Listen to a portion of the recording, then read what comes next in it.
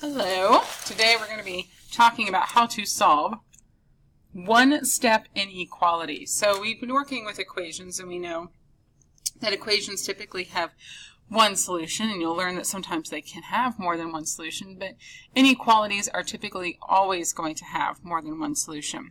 So some important things that we need to remind ourselves of.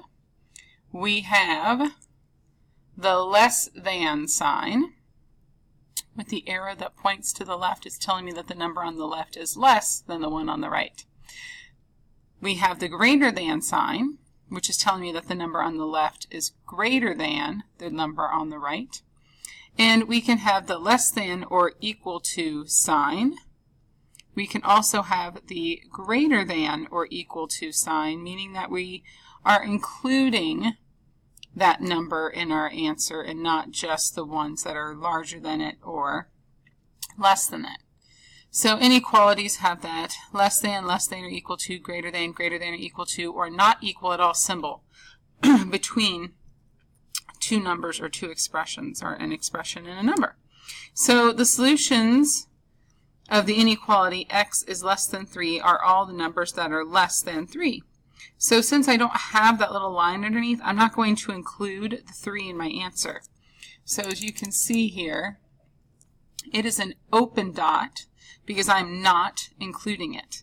Since this is x is less than 3 that we're graphing here, I'm not going to have just one answer when I had something like x equals 3. Well, then it would just be a dot on 3 and that would be it. So this is x is less than 3, so 3 is not included, but anything less than 3, and you'll notice it's a line that keeps going in that direction, anything less than 3 is a possible answer. When I add that little sign underneath, that little line, that x is less than or equal to 3, I'm going to fill that dot in because I am including 3. 3 is a possible answer to whatever situation I'm looking at, and also anything less than 3 is going to be a possible answer to that situation. We have some different words that can help us figure out what symbol we need. More than is going to be that greater than sign. Less than or fewer than is going to be the less than sign. So the greater than or equal to, it starts at $30 per month or is at least this amount, meaning it could be that amount, but it can also be greater than that amount. And less than or equal to, I have no more than, and at most, so like at most I can fit 8 people in my van. Well, that means I could fit 8 people, but I could also fit less than 8 people, so it is a less than or equal to situation. When I graph these, I'm going to make sure that if I don't have the line, I have an open dot. If I have the little line underneath, I'm going to have a closed dot. So I'm going to come up here and I'm going to make my number line. And 0 doesn't have to be in the middle. 0 can be anywhere, especially depending on which way you want to make your arrow. So I'm going to put my 0 right here. My number is 5. So 1, 2, 3, 4, 5. So once I have numbered my line, I go back over here and I'm at 5 and I don't have the line. So I want to make an open dot. So I have an open dot here at the 5. And it says that x is greater than 5. So that means 5's not a possible answer. But everything that's greater than 5, absolutely. And the reason it's a line and we fill it in, it's not just the whole numbers that would be considered a possible answer, but 5.1, 5.2, 5.11111, 5.001. All of those are going to be included. So we need to make sure that we have a solid line there that covers all of them. My next one, we have 6. So I'm going to do the same thing, 0, 1, 2, 3, 4, 5, 6. And we have x is greater than or equal to 6. Since I'm including 6 this time, I'm going to make a closed dot. So you can see the difference between my two dots there. X is greater than or equal to 6. So I'm going to shade everything greater than 6 and to the right. And I also think about it with my students that the greater than tells me I'm going to shade, and that points in the direction that I want to shade. That's how I think about it.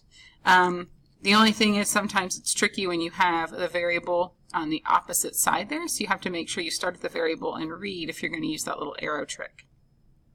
So in this one I have x is less than -3. So I'm going to move my 0 this way over here a little bit. -1, -2, -3. I do not have a line underneath, so I'm going to make an open circle, and it's x is less than -3. Well, the things that are less than -3 are to the left. So less than to the left is also another way to think of that. More than is to the right. My last one here, I have a 4. So I'm going to go 1, 2, 3, and 4. It is that 4 is less than or equal to b. So like I said, I'm going to start wherever the variable is and read this. So this is actually telling me that b is greater than or equal to 4. So I know I'm going to have a closed dot, and because it said b is greater than when I read from the variable,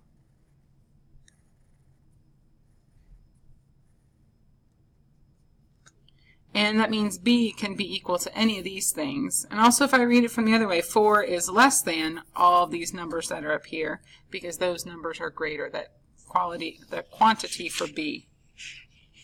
Sometimes instead of just the variable with the number and us recording it, we have a what looks like an equation but with an inequality sign. And so what we're going to do is we're going to solve that inequality just like we would solve an equation. We're going to use those exact same steps we've been using, and then our solution is not going to be one simple number. So because it's not just one number, that is why we have to graph it, because the answer is more than one number.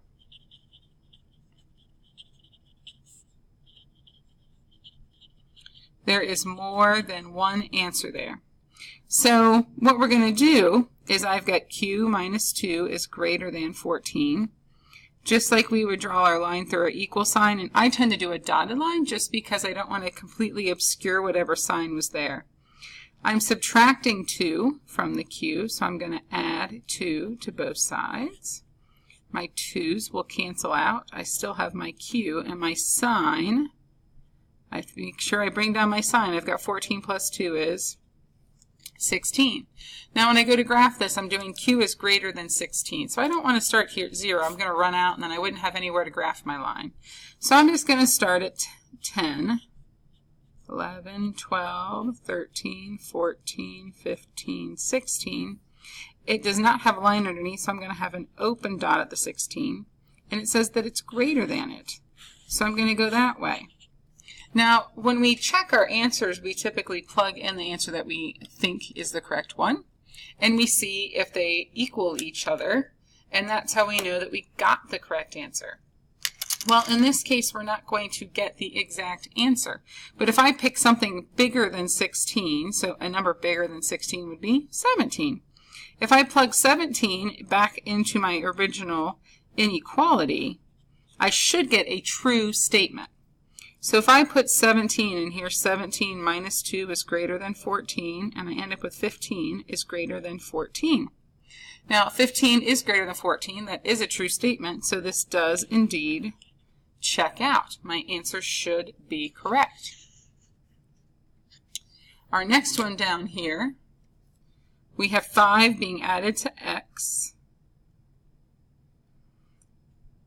Since it's a positive 5, I'm going to use its opposite to get rid of it. Whatever I do to one side, I have to do the other side. 5 minus 5 is 0, so I'm just not going to write that down there. I have x, and I have x is less than or equal to -1 and -5. So -1 plus -5 is -6. Or you can think of it as -1 minus 5. That's also going to get you -6. So I'm going to start right here, and I'm going to do 0, -1, -2, -3, -4, -5, and -6. I do have that little line underneath. So since it's less than or equal to, I am going to fill in that dot. Now less than goes to the left here.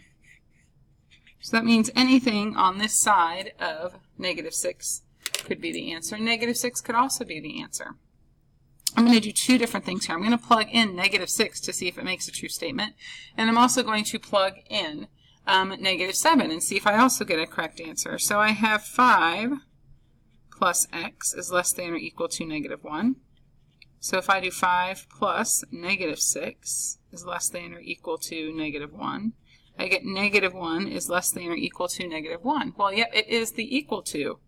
That less than or equal to, well, it is the or equal to, so that checks out. If I do the same thing, if I put in 5 and a -7, which is less than -6, I'm going to get -2 is less than or equal to -1, and so that also checks out. Now these next two inequalities are the same idea. We're still going to solve them just like we would equations, so I encourage you to pause this video right here, solve it, graph it, and then come back and check it. And here we are back. You can see through the steps how we got there.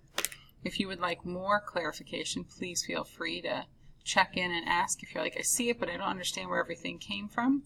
Check and see if your answer is correct, and then see if you have any questions.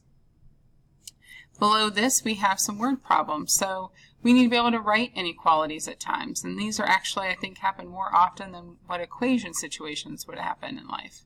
It says an airline restricts checked baggage to 80 pounds per person. You pack one 42-pound bag. How much can your second bag weigh? Well, my baggage restriction is 80 pounds. So whatever I have in my baggage, it has to be less than or equal to 80.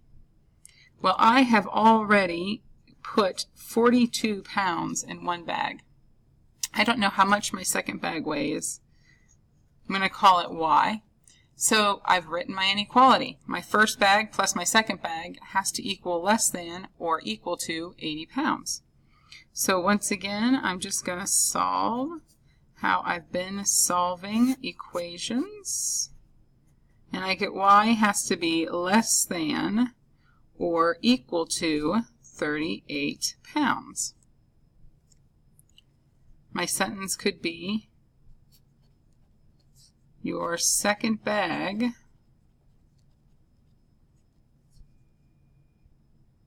must at most weigh 38 pounds, or can at most. That makes more sense. An elephant drinks at least 70 liters of water a day. Each trunkful holds 4 liters of water. How many trunkfuls of water does an elephant drink in a day? So an elephant drinks at least 70 liters of water a day. So it means if he goes below this, we're in trouble. So we want whatever he actually drinks to be at least that much. That's going to be that greater than. So if each trunkful holds 4 liters of water, I want to know how many trunkfuls that is. So once I have gotten my inequality set up there, and I'm multiplying because each time he does it, he gets 4 liters of water. So I could add those repeatedly, but once again, that's the same thing as doing multiplication. And 70 divided by 4 is 17 and a half trunkfuls each day. So an elephant